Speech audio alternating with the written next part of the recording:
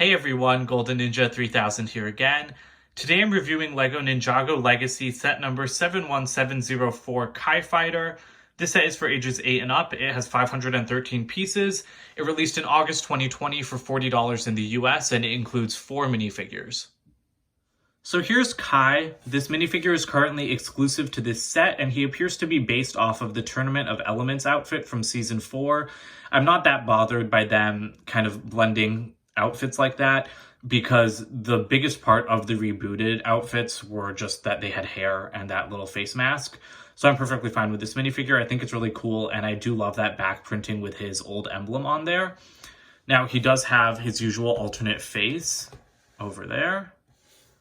And that's what he looks like without his mask on.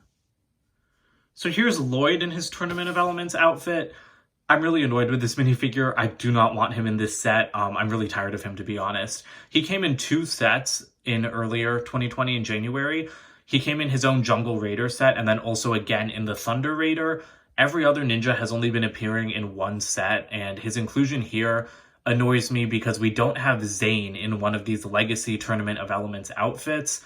And so I really think Zane should have taken his place in this set instead of getting a 3rd Lloyd, because I think it's inexcusable that we have 3 Lloyds but 0 Zanes, because you can't make a matching team of ninja in this outfit. Looks like without that mask on, and then around the back you can see that he does have an alternate face as well. Here's one of the Ninjroid warriors. Despite the inclusion of shoulder armor, this isn't General Cryptor. He's just a Ninjroid warrior on the box. I'm glad about that, because while I do like the shoulder armor, General Cryptor has much more elaborate armor, so I'm glad that they didn't try to pass this off as the legacy version of Cryptor. I really love Ninjroids. I think they're probably my favorite Ninjago villain, just because, I mean, robots are cool, and I absolutely love this headpiece that they've been using since 2013. I really love that piece. It's like dual molded with that cybernetic implant kind of over the ninja hood, and again, I just think it looks beautiful. So here's what the minifigure looks like with some of that stuff stripped away, and you can see that he does indeed have an alternate face, which is kind of curious to me because you can see that the metal sides kind of switch. So on this one, he's got metal on the left side of his face when you're looking at it, obviously, and so that matches up with the hood. But then on the alternate face, the metal's now on the other side, so he's like fully metal when you put the hood on. That's kind of odd. I've commented on this in another one of my reviews. I guess it's interesting. I just don't really know why that alternate face exists. Before we move on, I did want to comment on LEGO's printing issues. They've been having a lot of issues, especially in like 2020 and 2019. And this minifigure does have like a bit of a messed up face print. You can see his eye isn't colored in white all the way. So that's just another one of those little mistakes that seems to be slipping through the cracks more often. Here's the other Ninjroid warrior. This guy uses pretty much all of the same pieces as the last one, except you can see he does have a different weapon over there. Here's the only side build of the set. It's this little Ninjroid turret. So you can move this thing up and down, and you can kind of angle it a little bit using that skeleton arm piece. If you don't know how these spring-loaded shooters work, you just have to touch it a little bit, and then they do fire off quite strongly. There's another katana on top. You can also kind of move these legs if you want to raise it up off the ground, but the box just shows it sitting flat on there, and there is a stickered piece as well showing the Ninjroid's logo. So here is the Kai Fighter itself.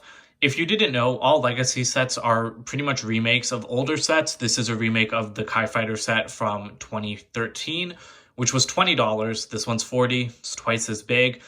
This is actually one of the only instances where I don't own the original Legacy set. So this is my very first Kai Fighter. I always wanted the older one, but I just never got it. I do kind of want to get it in the future so I can do a comparison between these. But let's start out by just looking at the main play feature. You can see right now this thing is like angled upwards. It's like going towards you. That's because it's got this function where if you pick it up, you can kind of fold in the cockpit and then the wings will come in. So let me try getting a little bit of a better angle on that. But there you go. So the wings will kind of come in, and it's not supposed to break off pieces like that, but that's pretty much the main function of this jet. So right off the bat, what I don't love about that function is that this jet can only really rest when it's in that, I'm going to call it landed mode, when it's got the wings more tucked in and the cockpit facing downwards. I don't like that because, I mean, I want to set it down when it's just like straight out like this, but you can't really do that without it facing upwards. So if you want it to be stable, you do have to activate that function. I also just don't love that function because it seems kind of useless to me. Like, it doesn't really do anything, and I'll talk about this more in the final wrap-up of the review, but considering how much went into building that, it's kind of hard to activate. Like I said, it doesn't do a lot, and I don't think it really changes this vehicle in a cool way like a lot of these Ninjago functions usually do. But now, going for just kind of an aesthetic pass-through, I really do love all the fire stickers on here. It creates a really nice look for the jet. I love that black and red color scheme as well. You've got stickers down the side there. You've got golden blades coming out the front.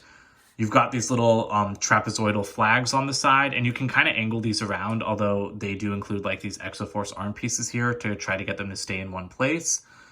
You've got some guns like just for show up here, and then actual firing spring-loaded missiles over here, which we'll take a look at in a second. I think these are just supposed to be air intakes or something on the side. Over here at the back, you've got more stickers with Kai's logo. Again, that looks really good. I love the classic Ninja logos. And then the wings are really awesome, actually. I like how thin and small they are, and then I love the blades down there. You can angle those blades a little bit, although you're kind of just supposed to leave them facing straight out like that. Towards the back of the jet, you can see some transparent red and green lights. I do like the little bit of detail back here, and you can start to see some of that function. Let me give you guys another look at that from the back this time. So up here is where you can fire the spring-loaded missiles from. Now, the other thing that I don't like about these is that there's no way to angle them. They aren't like a turret. You can just basically grab them and fire them from here. I did turn the cockpit down because they won't get caught on the cockpit if you fire them straight up, but they go really close to it, so I don't want to risk anything. And then once they're fired, you can see a little warning sticker over there with some energy beams. Going into the cockpit, you can see it's that classic piece that LEGO's been using for years. I really love that windscreen though, so I'm always glad to see it return. And there is some nice detail inside. You've got this transparent, kind of like half-rounded piece that's not really new anymore, but I still think of it as new. You've got one of those printed Ninjago console pieces, and then you can put a minifigure right down there in the middle. So that's what Kai looks like sitting in the cockpit. You can close that down, and then let's flip it over just so you guys can get a little bit of a look at the bottom of this thing. As you can see, there's not much to see, and I really would have liked to see clips included for Kai's katanas because you don't have anywhere to put them once he actually goes into the cockpit. Here are the extra pieces. You actually get quite a few considering the size of this set, and a lot of good ones. I mean, you get like 3 extra katanas, and there's this really interesting neck armor piece. Pieces like this aren't usually extra, but what's even weirder about this is that it doesn't even come with the same bag as the warrior that has this neck piece. So you get that warrior in like bag 1. This shows up in bag 4 completely separate. It doesn't tell you to put it on a minifigure. It doesn't tell you to use it in the build. And when you go to the back of the instructions, it says that there are 2 in the set, but there's nowhere to actually put this one. So I find that really odd. Maybe they just included it in case you wanted to armor up your second Ninja warrior, but I think it's great that they gave you an extra of this. Here's the box for this set. It's one of those $50 box sizes. You can see the featured in season 3 sign down there. Got character names at the top. Got that art of Kai on the side. I really love that art on the legacy boxes. And then around the back, surprisingly, it's one of the boxes that you have to punch in with your fingers instead of, you know, like the tape sealed ones.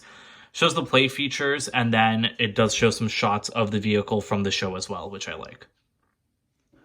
Here's the instruction manual for the set. At the back, you do have an ad for some other sets, but not the legacy ones, surprisingly. Actually, the season 13 ones. So overall, I have to say that I don't really like this set as much as I was expecting to. I've never gotten a Kai Fighter set before, but I think I would like the one from 2013 better.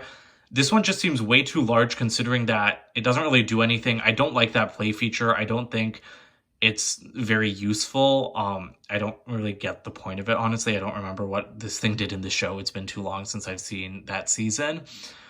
And comparing it to Jay's Stormfighter, which is another $40 legacy jet that was a remake of a $20 set, Jay's Stormfighter works so much better because it has a much cooler feature. It's a lot easier to use, I think. I think you guys could see me struggling to grip this and then like actually activate the feature. Like Jay's Stormfighter just had a nice handy button to push, whereas with this one you need to like physically pull the cockpit down. So I really don't love the main play feature on this, and that's not something I was expecting to have an issue with when I bought it. Other than that, the minifigures are fine. Again, Lloyd shouldn't have been in this set. It 100% should have been Zane, so that is irritating. But Kai is great. The two Ninjroids are good. Don't have any complaints about the side builds.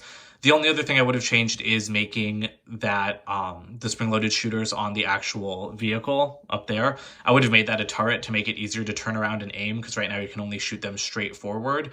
And I mean, he's fighting ground-based enemies here, unless he like tries to go vertical and just fire at the ground. There's no way he's going to hit that cannon. So it's only really useful for shooting up into the air or straight in front of you in the air. So yeah, those are my complaints with the set.